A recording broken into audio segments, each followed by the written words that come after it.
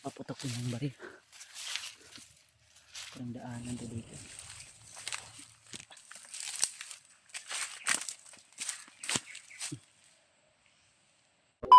So yan, isang magandang araw, gabi o umaga o tanghali dyan sa inyong lahat mga tol.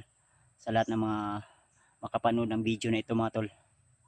So binabati ko po kayo ng magandang araw, magandang umaga o magandang gabi o tanghali sa inyong lahat dyan.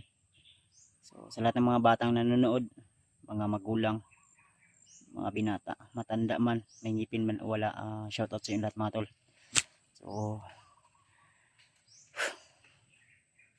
sa kasamang palad mga tol ay may nangyari hindi maganda sa aming tatlo nila Julio at Remart. So yun nga, sinubukan natin silang kontakin at si Julio hindi ko siya nakontak.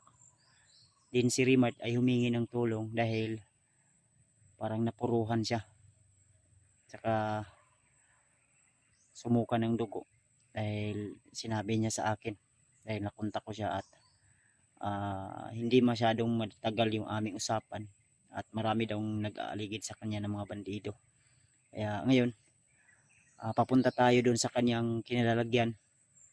So sa hindi kalayuan dito mga tol ay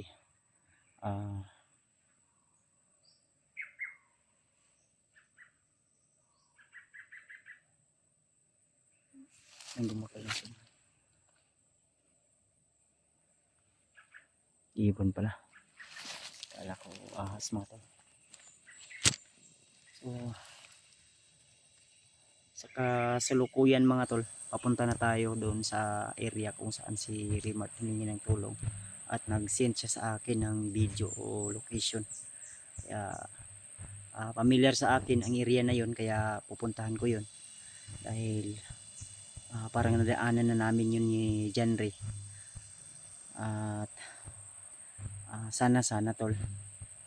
So tinamaan din ako ng mga orasyon ni Butakal at Commander Bagnot, pero buti na lang ay may tumulong sa atin ng isang gabay at nagpapasalamat tayo. Hindi ko alam kung bakit tinulungan niya ako at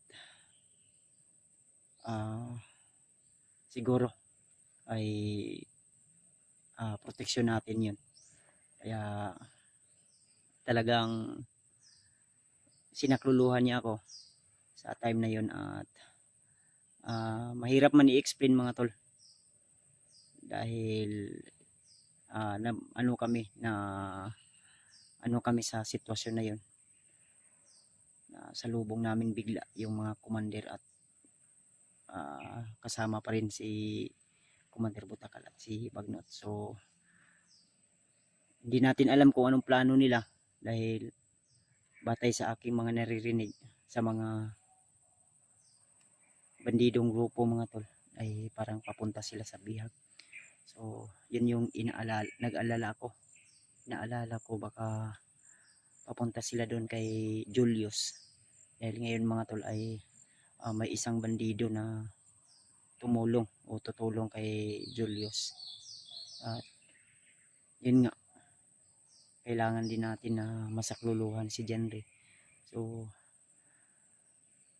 sige lang tol, nakontak natin si Janry at may usapan na kami na doon siya maghihintay. So sana safe po siya na makakarating doon sa area na yon dahil sinabihan ko siya na huwag siyang aalis o kung maaari kagaya nung hinintay niya kami doon sa bahay at hindi siya nagtagal, kaya parang malayo siya, nakalayo na siya sa area na yun. Sana hindi siya umalis na para magkasama kami lahat at maibaba namin saglit yung bata. So samahan nyo ako tol sa araw na ito. So, medyo masakit yung katawan natin pero siguro sa epekto to ng mga orasyon na binitawan sa atin at buti lang ay mabilis din tayong nakailag at may mga proteksyon din tayo sa ating katawan na hindi tayo basta-basta agad tatablan ng mga orasyon o malalakas na orasyon. May mga depensa tayo at sige lang tol, balang araw maipakilala ko rin sa inyo yung sinasabi ko na tumulong sa akin.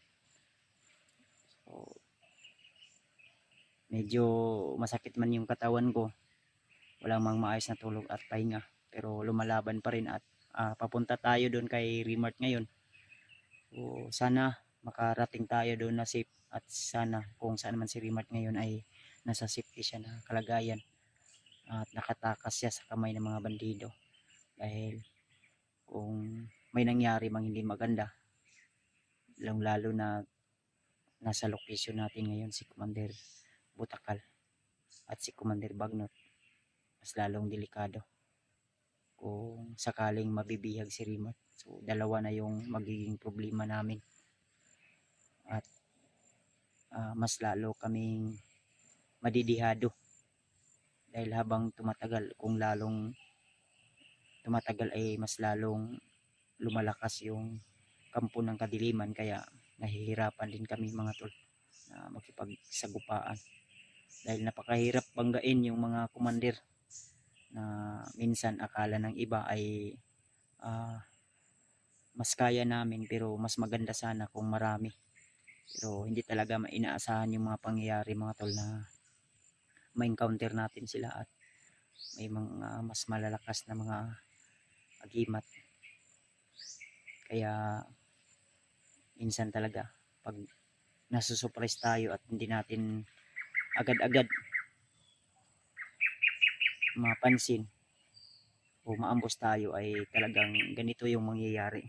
So sana kung saan man ngayon si Julio, dahil hindi ko siya makontak, pero may mensahe ako sa kanya na kung maaari mag-set ka ng location para mapuntahan ka namin agad ni Remart o di kaya si Janry. So dagdag problema na naman kung may mangyaring hindi maganda sa ating kasamahan. Kaya pinipilit ko tol na walang mangyayaring hindi maganda sa akin dahil alam ko na maraming umaasa sa akin, hindi lang po yung asawa at anak ko, kundi pati na rin yung ibang kasamahan ko at yung mga taong nangangailangan ng tulong na naging biktima ng karahasan, lalo na yung mga bandidong grupo na nangunguha ng mga bata para lang may maialay sila sa kanilang Panginoon o may mga maibibigay silang handog sa kanilang commander na isang ayop at demonyo. So kumukuha sila ng lakas at yung mga bata ay ginagamit nila upang sila ay magiging isang tanyag na mas makapangyarihan, mas daig pa nila yung mga taong kurakot sa ating bayan. Kaya sana tol, sa araw na ito, kung sakaling man may mga pangyayaring di natin inaasahan, sana ay ilayo tayo sa anumang uring kapahamakan mga tol para maligtas tayo. Ayan o, napuyo eh. So talagang binabaybay ko ang location na ito mga tol. Sana kung saan man si Remart ngayon ay makakarating akong ligtas doon.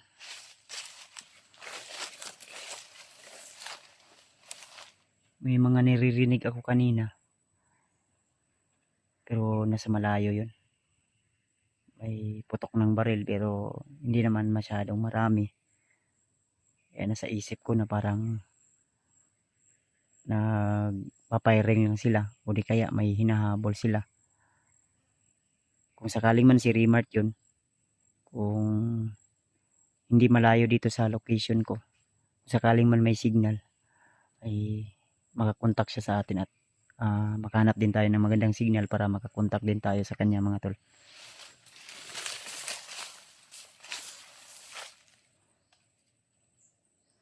So medyo tahimik yung area. Kaya huwag tayong masyadong kampante dahil ang area na ito ay talagang delikado at critical.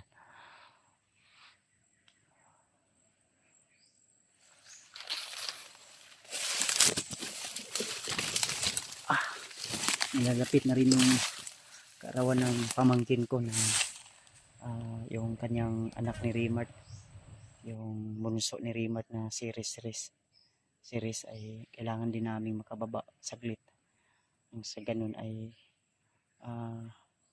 kasi unang kaarawan niya ng anak ni Rimart at kailangan naming makababa habang hindi pa huli ang lahat na may mangyari sa amin hindi maganda. So kailangan naming makababa dahil sa Jess yata ay birthday ng anak ni Rimart, dahil yung last nagsama kami, nag-iskot siya sa ako atol na kailangan makababa kami. Sabi pa nga ni Rimart mga tol na kailangan makababa pa ta sa dili pa or adlaw sa akong anak, o mababa po nato si Janry kay luoy po lagi daw yung bata tol na bitbit ni Janry. Ilang araw ng yung dala ko ng pagkain dito baka napanis na to. At saka masakit lang isipin na may sinabi siya sa akin. Iwan ko kung anong pahiwatig yun, pero sabi niya sa akin na ikaw na ibahala ya kung say may tabuan na siya tol. Unang kaingon ko nga ayaw pag istorya ingana kay lisod kaayo. Nga nata sa exploration delikado ang atong area. Pero I hope tol, I hope sana ay walang hindi maganda na mangyayari dahil alam ko naman na mabilis at malakas mabagsik din yung kapatid ko, kaya dahil nakita ko talaga sa video ni Rimart na sinend sa akin, parang sumusuka talaga siya ng dugo. Kaya yun, naisip ko na lang na baka anong mangyari sa kanya ba. Pero alam naman ako sa kapatid ko na malakas at mabilis din yan. Bitbit niya naman yung bandana niya, nasa ulo niya naman yung palagi.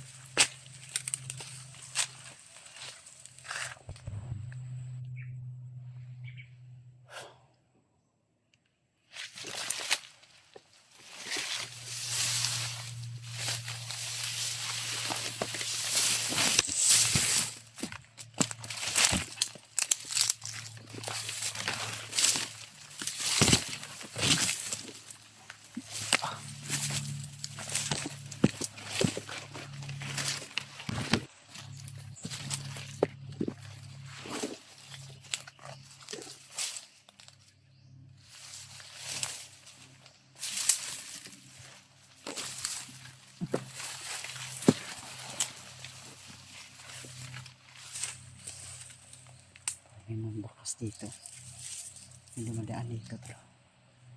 Ito yata yung naririnig natin kanina, nakapatok ng baril.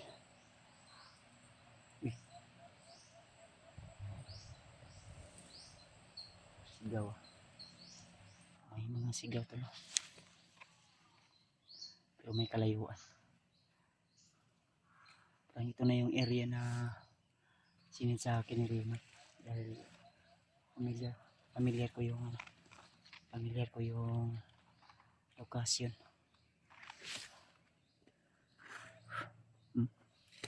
May sigaw dito tulo. Patrolya yata yung mga bandido kanina, paputok yung baril. Parang daanan to dito. Ito lang.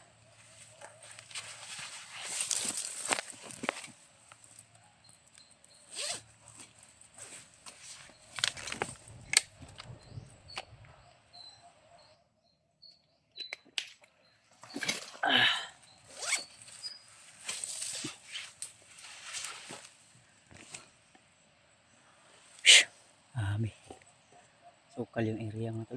Kailangan din natin uminom ng tubig dahil baka maubusan tayo ng pawis, ma-dehydrate tayo. o di kaya might stroke, lalo na sa panahon ngayon na mainit. At iwan ko kung anong oras na ngayon o anong araw na ngayon. Paki-comment na lang po tol kung anong pizza o anong araw na ngayon, dahil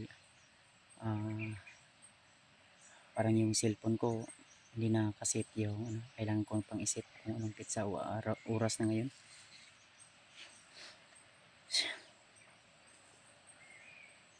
Ini ito tol. Andahan ka. Kanina makasama dyan yung daat.